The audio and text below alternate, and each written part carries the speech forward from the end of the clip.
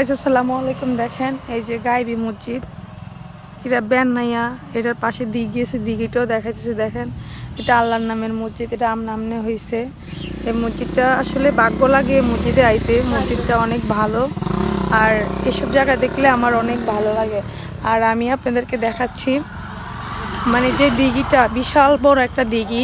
এই দিঘিতে আগের যুগের মানুষের যেটা চাইতো, যাদের বিয়ে হইতো, যা চাইতো এটার কাছে আইলে যা চাইতো তাই কিন্তু দিত। স্বর্ণ গয়না অহংকার বিয়ে শাদীর জন্য যা লাগে এখানে আসলে এই দিঘিটা দেখেন। দেখেন আমি দেখাইতেছি, দিঘিটা অনেক বড়। এখানে মানুষের যা যা চাইতো এমনি নিচের থেকে সব কিছু উঠতো, ঠিক আছে নি, সব কিছু দিত।